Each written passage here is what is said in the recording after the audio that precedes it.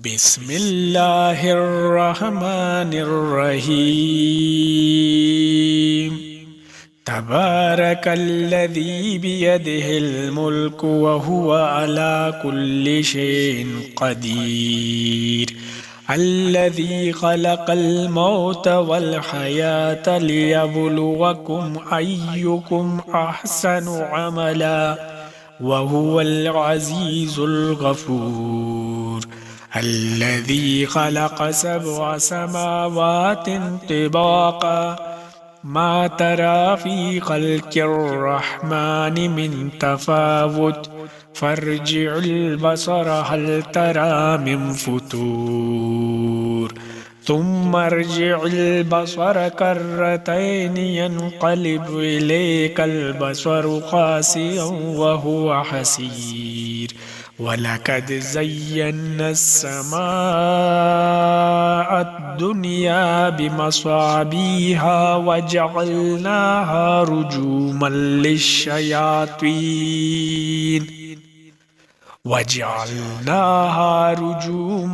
للشياطين وأعتدنا لهم عذاب السعير،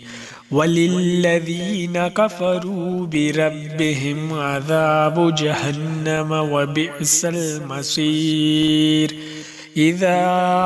ألقوا فيها سمعوا لها شهيقا وهي تفور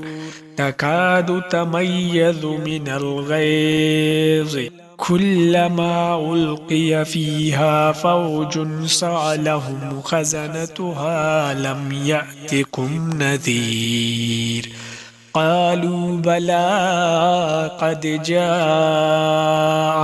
نذير فكذبنا وقلنا ما نزل الله من شيء إن أنتم إلا في ضلال كبير،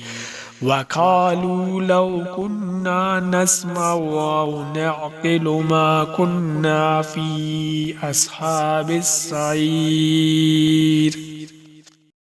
فاعترفوا بذنبهم فسحقا لأصحاب السعير. إن الذين يخشون ربهم بالغيب لهم مغفرة وأجر كبير، وأسروا قولكم أو اجهروا به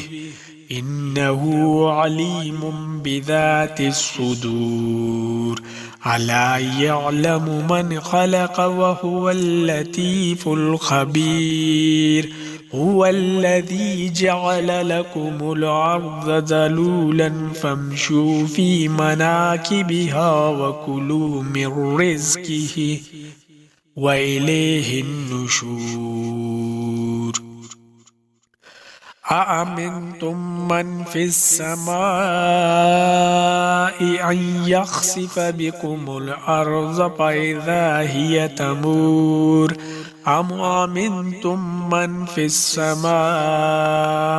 أن يرسل عليكم حاصبا فستعلمون كيف نذير. ولقد كذب الذين من قبلهم فكيف كان نكير. أولم يروا إلى الطير فوقهم صافات ويقبضن ما يمسكهن إلا الرحمن إنه بكل شيء بصير. أمن هذا الذي هو جند لكم ينصركم من دون الرحمن إن الكافرون إلا في غرور. أمن هذا الذي يرزقكم إن أمسك رزقه بل لجوا في عتو ونفور. أفمن يمشي مكبا على وجهه أهدى أمن يمشي سويا على صراط مستقيم